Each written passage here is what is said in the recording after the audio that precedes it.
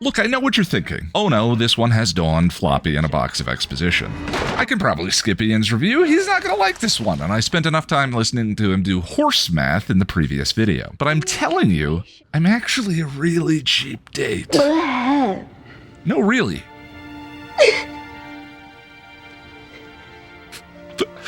See?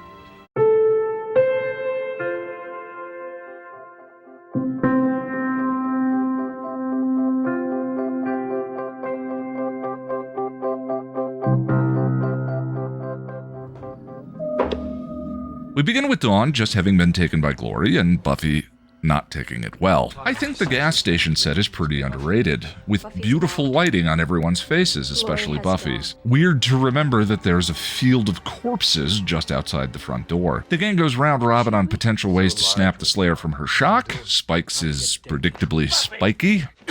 The boys have a squabble, and Take Charge Willow takes charge. Notice, her eyes don't turn black. Clearly, the eyes have a relationship with the type or quality of magic she's casting. More on that later on. Take Charge Willow divides the duties among the team. Spike brings up what to do about the Glory, and, you know, if you hang around the Buffy fandom long enough, there are a few jokes you'll happen to hear over and over. A stew pot of quotes posted repeatedly on Buffyverse forums, chat rooms, and Discord channels. You know, a sprinkle of out for a walk, bitch.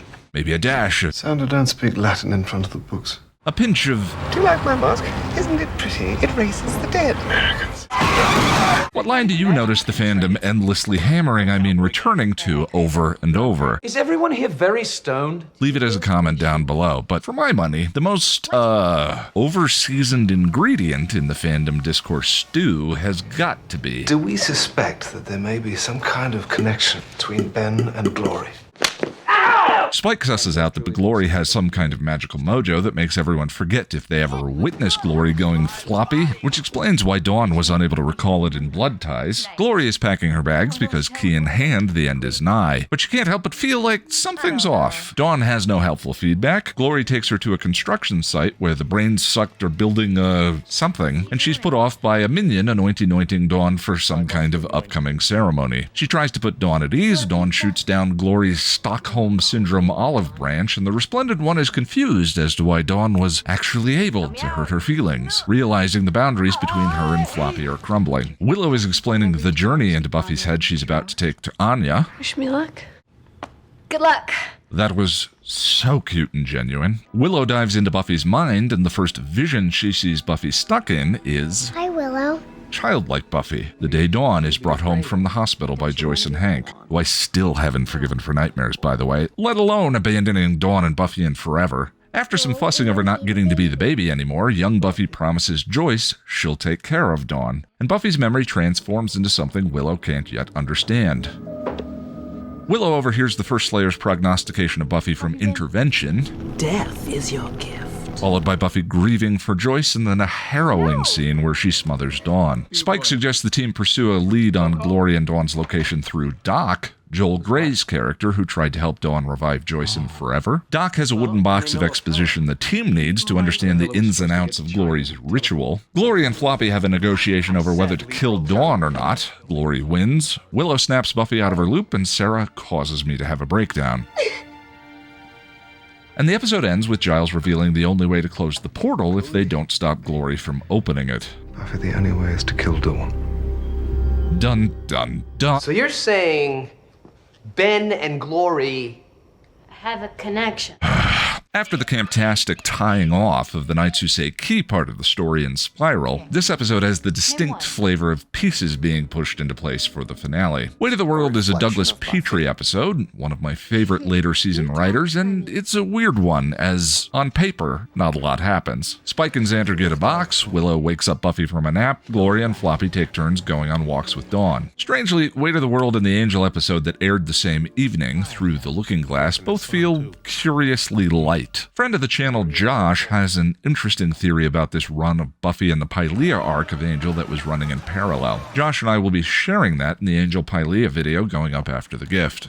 But curious lack of action aside, there's a lot I like about Weight of the World. I'm always a big fan of Take Charge Willow, her evolution from reluctant invoker of authority. And you! I mean, you're gonna live forever. You don't have time for a cup of coffee? To scary applier of it is one of the fun journeys of the show. I really enjoy the editing and the debate between Ben and Glory, eventually dispensing with the morph and just using cuts between camera angles to show their dialogue. The edit evokes for me Golem trying to convince Smeagol to do what he says in The Two Towers. Weight of the World is an attempt at a character study, in this case of Buffy, Glory, and Floppy. Buffy we'll get to in a minute, but I think this episode is supposed to be the sales pitch for Floppy Ben's, fall or whatever? Can't kill the girl. I mean, Ben's nice enough, right? He asked Buffy to coffee. He gave an upset Dawn hot cocoa, or maybe it was coffee. His face is so handsome and angular, it looks like a foot. Anyone who hates the minions can't be that bad, right? We can't help but feel for him in his dilemma, right? Well, the key word there is feel, in which case I would say no. Problem for me is Ben's character is an incoherent mess. We don't know enough about him. He hasn't actively been developed in any plots. His awareness that he is Glory... You're saying all this time he's been subletting from her? Yeah. His awareness that he is Glory, along with the unpredictability of their transformation, makes many of the motivations for his decisions completely confusing. As with Spiral, when he brings Glory to Dawn, who he already knows is the key. Why? But most of his screen time, he doesn't actually make any decisions, just moans and complains about how unfair it is that he has to share his body with the splendiferousness. The pettiness of which, even in this episode, strangely undermines any investing in his character. Within the span of 30 seconds, we go from All the blood. I can feel it. an interesting scene where Ben is starting to remember in horror the barbarous, bloody things that Glory has done, to... I have a job. Dude, continuing into the alleyway, I won't let you hurt her, Glory. and 30 seconds later, with zero hesitation or remorse. You need her blood? When I'm through, there won't be enough left to fill a bottle cap. And the thing about a character Fall is that it requires us, the audience, at one time ever actually perceiving that character as being at heights from which to plummet from. And Ben murders a bunch of people by summoning the Queller Demon in the 9th episode of the season. Honestly, at this point in the arc, I couldn't care less about Ben and his plight. Though a lot of Glory's beat poet monologuing about immortality is fun and enticing, Ben's succumbing to it is as predictable as he is boring. I just don't feel anything. Confusingly, the show has done both this structure and this type of character successfully before. Ben is to Glory what Faith is to the Mayor. Big Bad, Little Bad, invulnerable, maniacal, super bad with an expectation-subverting personality. Whoa! And their squishy, emotional human Achilles heel. Generally, characters on the show grow, change, or have depths revealed through their relationships to each other, foils and mirrors. The Mayor was never interesting to me until Faith knocked on his door asking for a job. Those two cared for each other while doing heinous things together, and that care gives us a chance to relate. Right before the Mayor eats a bunch of superbugs to turn into a giant snake, he looks at Faith with fatherly love as she tells him a story about a day she was brave. Oh, the older kids were too scared. Not you, though. Nah. And even though we don't condone their actions, we for a moment can connect with their emotions. It's possible that Ben and Glory literally never being able to share the same space with each other prevented us from ever really getting to find those depths in the two of them. And because of the Beglory forgetting spell, all of Ben's vital character-tilling conversations had to be held with wisecracking minions who were more likable than he was. You know why I wanted to become a doctor? Flattering drawstring pants? Ben is also cut from a pretty familiar Buffy supporting character cloth, but for me bears maybe the most resemblance to the prototype, Ford in Lie to Me. I'm sorry, I got no choice. I don't have a choice. But where Ford started the episode playing at being the twirling mustachioed villain. Oh, come on.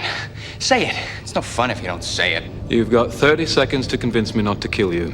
Yes! The scene on the balcony between he and Buffy, both through composition, score, and a pretty good performance by Jason Behr, actually gets me a little emotionally invested in Ford's plight. Does the nest of tumors liquefying my brain kind of spoil the fun? It's not that the scene ever has me wondering if maybe Ford's plan is justified, but it triggers my specific empathy for him, distinct from rational understanding that no one wants to die, at least enough to feel some emotion over what he must be going through. You know what, Summers? I really did miss you. no such scene exists for Ben. It's not that we can't rationally understand why anyone would bristle at the unfairness of having to share their lives with a hell god, or be afraid of vanishing into the ether when she returns to her home. Anyone would be afraid of that. The missed opportunity in this season has been to get us, the audience, to emotionally invest in Ben's experience of that journey, rather than him just being another symbol in the season structure. Like I said, I do enjoy Glory's beat poet monologuing in this one, which I headcanon as Ben's humanity intoxicating her perceptions. She also drops a weird, deep-cut, blink-and-you'll-miss-it connection in this one. Honey, I'm the original one-eyed chicklet in the kingdom of the blind. Constantine VI was an emperor from 780 to 797 who shared rule with his mother Irene before she deposed, blinded, and imprisoned him in 797. For that reason, he's sometimes called the Blind. Oh, and this was Constantine VI of Byzantium, not Constantinople. Mainly, though, I like this episode because I'm a big fan of actually bothering to grapple with some fraction of Buffy's trauma. You're stuck in some kind of loop. Something the show hasn't done much of since When She Was Bad. We've talked about how Buffy was a show that existed during the transition from TV being nearly all episodic to our modern prestige serial television, along with the mutual strengths and weaknesses. I've had many surrogate TV daddies, but none more significant than Mr. John Luck Pickard, who, over the course of 7 seasons of Next Generation, gets the absolute hecate knocked out of him. Perhaps never more famously than in the episode The Inner Light, where he lives someone else's entire lifetime in 20 minutes, including having a wife, children, and grandchildren who all die in a planet-wide catastrophe. The word scarring doesn't begin to do justice to what that would do to a person's psyche. Ronald D. Moore, one of TNG's writers, once said of The Inner Light, the larger implications of how this would really screw somebody up didn't even hit home with us until later. And sure enough, The Inner Light is immediately followed by Picard's wacky hijinks in time with Mark Twain and Whoopi Goldberg. One of the unique strengths of long-form television storytelling is its ability to let pivotal events ripple through beloved characters' lives, showing how they find courage simply in the act of carrying those experiences.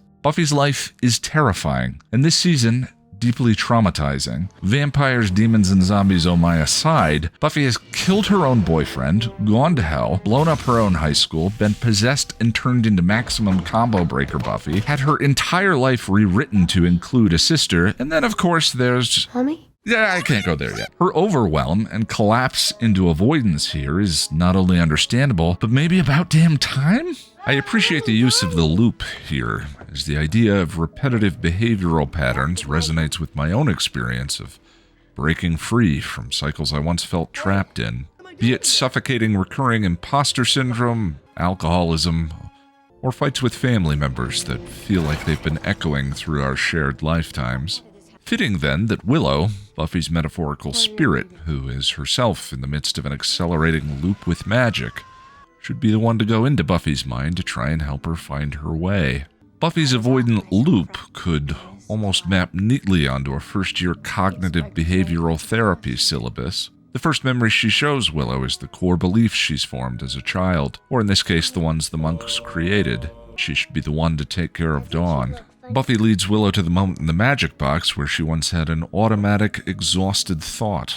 I just wanted it over. If Glory wins, then Dawn dies, and I would grieve. People would feel sorry for me, but it would be over. And I imagined what a relief it would be. And at the loop's end point is the first Slayer's cryptic proclamation that death is your gift. A significant part of catastrophizing that drives loops can be traced back to unresolved trauma. In Buffy's case, the loss of Joyce earlier this season shattered her sense of safety, creating a version of herself frozen in that moment that lingers in her as a hyper-vigilant passenger. A passenger always attempting to map the pain of the past onto the chaos of the unknown future, in an ongoing bid to shield Buffy from reliving that same devastation. Closed loops, by their nature, have no allowance for unmapped possibility. There is no space for now what, because in her dissociative state, Buffy isn't just processing the present danger. She's responding to the echoes of her past. Buffy couldn't protect Joyce.